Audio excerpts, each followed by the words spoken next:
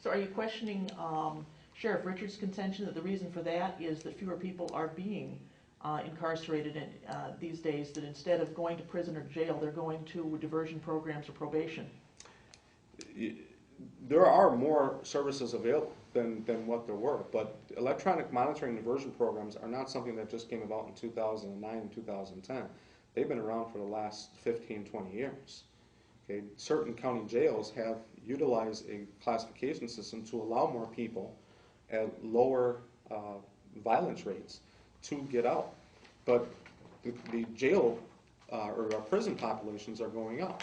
I am proposing that we specifically target federal prisons, and that is who we market the county jail to go after federal prison inmates. Federal prison populations are going up. One of the biggest areas of population gain in federal prisons is immigration holds. Right now, about 1/3 of incarcerated people in a federal prison are there that are illegal citizens. Yet there is only, and at about 2.2 million people locked up currently in our prison system, that's around 700,000 illegal immigrants that are held throughout our county. Are you talking about people being held waiting for deportation, or held pending charges, or what? These are sentenced people. What are you talking about? These are illegal immigrants who have been placed in our prisons and our jails because they have committed a crime, not just because they are illegal. These are people that have committed crimes, and they are either waiting a deportation because the crime, the punishment that was levied was a deportation order, or that they are waiting, or that they are being held on sentencing. Out of that, a third of those people, like I said, are illegal immigrants, and I think that that's the fastest growing area that we can go after. Right now, a true ICE facility, a dedicated facility to house illegal immigrants, there is only enough room for about 10,000 of them. The rest of them are spread throughout the United States in county jails, in state prisons, and federal prisons. So how do you go about marketing the county jail as a place to bring your prisoners here? How do you do that? Well, two of the deportation ports for federal systems are in Chicago and Minneapolis. We're conveniently located right in between. We are conveniently right off the interstate, and we just happen to have the bed space to take them. Am I saying that, that as soon as I get in there, the very next day I'm going to have 100 federal immigration hold inmates? Mm-hmm. Well, ideally, yes. But I know it's going to take work. It's going to take that we market our jail, and I think that one of the things that we do is we market that our jail has been a very safe place, has been a secure place, and the people that have worked in our jail are very good, ethically strong people. We don't have a lot of problems in the way we manage our people. By doing that, we make our jail more marketable. The location, the track record, and the availability of open bed space that we have. A couple of questions. Federal prisoners being held now. Pardon me? Other county jails. They're being held all over the United States. But where, in federal facilities, or? No, some of them are being. One thing you have to do is, for the availability to hold in immigration, at least a larger immigration area, is you have to upgrade your phone banks, and a way for them to talk to the consulates. So there would actually have to be a cost to, if we want to truly convert a good portion of our jail to an immigration area, we're going to have to spend some money to do so. I'm not prepared to do that until I can get some sort of assurance with the federal government that Columbia County is going to be the place that they bring in their people to. I guess that's my question, though. What indication do you even have that this is a possibility? I know that I've looked at the numbers of inmates that have gone down as well, but in the bottom line, isn't it cheaper for the federal government to keep their own inmates than it is to put them in jails, county jails across the state? They don't have a facility to keep them in their federal prisons, especially when you deal with immigration. So what county right now has a ton of federal inmates in it, do you know? What county jail? And over, like a true immigration area? I guess so. In Wisconsin or surrounding Well, you can go Columbia anywhere. There's illegal immigrants right here in Columbia County, Sauk County, Dodge County. Federal inmates? But we're talking. I'm not sure if they're illegal federal inmates, if they're being held. Based upon the statistics, you could say that that 1 out of 3 federal inmates are immigration holds. I know that Milwaukee County has an immigration wing. Dodge County has immigration holds right now. You know, more of the larger metropolitan counties or more of the larger, but these, you know, Dodge County is in the business of going after federal inmates. So how much would a federal inmate, how much would the federal government have to pay to have an inmate in Columbia County to make it worth Columbia County's while? Well, I view that to say that we have open bed space. Any revenue we get is a plus. We're still paying to heat it, we're still paying on a debt service, we're still paying to staff it. You know, so am I gonna accept right now, I believe our federal contract for the federal inmates that we have right now is $50 a day. Okay, that's $50 a day we would not have if we did not have each one of those inmates. My argument is we need to get more of them. Would I like to see that increase? Yes. I would like to see that increase to match the true cost of our county jail and what it costs to house an inmate. But there's a contract, right? Is there a contract with Columbia County right now with other group, or, you know, the federal government or federal prisons or any other counties to have inmates be in Columbia County Jail? There's a contract based upon a daily rate, but there's no promises of how many you will get. And is that is that a year by year? Yes. Okay. Yes. So I mean, okay.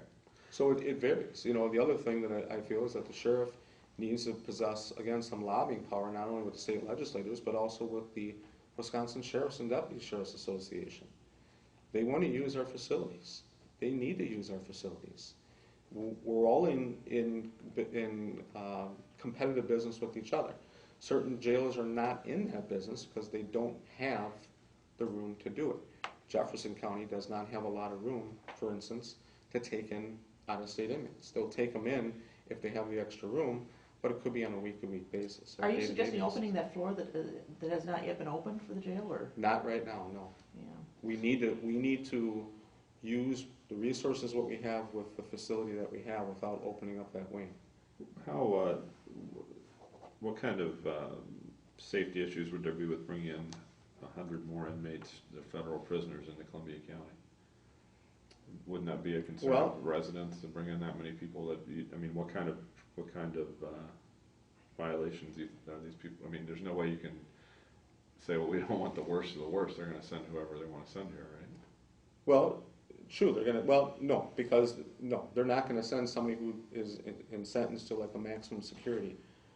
Those are people that will be going to maximum security federal and state prisons. Okay. There are dangerous people that are coming from the state and federal government, people that have not yet have been, and then there's also a difference between a state contracted inmate and a federal contracted inmate. Federal contracted inmates, for the most part, are people on the last leg of their sentence who have proven to be low risk, cooperative inmates. That's another advantage. Right now we have, according to the sheriff's daily population report that he provides to the Judiciary Committee every month, we're looking at an average of about 185 to 187 inmates a day. Well, it wasn't just a few years ago that we were upwards of 254 to 260 But a day. Is that difference in federal and state inmates? No, that was based upon a large portion of that was based upon that we had more state and federal inmates. That's what I'm saying. So how many? We So literally getting have the entire differences of that is the difference between 187 and whatever it was, 250. That's 60 or whatever it is a lack of state and federal inmates is making up that difference. Yes. So how is that the sheriff's role to? I guess you kind of mentioned like lobbying and that, but I mean, you're assuming that those prisoners are there somewhere and we're just not getting them? You have to be more competitive to get them. It's just like if you open up a restaurant. Okay, you can. Who's to blame if the seats aren't being filled? The owner of the restaurant. Okay, what are they doing to market their restaurant? Why are the restaurants around you being filled? Why is Dodge County making more money in revenue than what they spend in operational cost? Well, for one thing, Dodge County is the home of a pretty good-sized state prison. Yes, they are. And so are we. Not as big a one, but well, but yeah. it's right. So are we. We're right in the same backyard.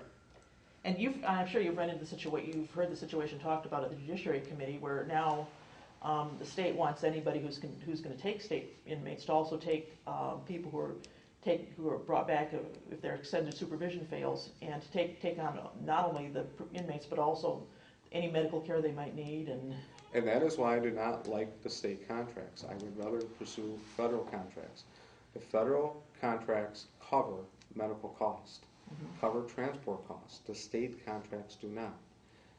I understand that you try to get as much revenue as you can, and you hope that if you take in, let's say, 10 or 15 state inmates, that the bulk of them are not going to have severe medical issues or emotional issues, and that during their stay everything goes smooth.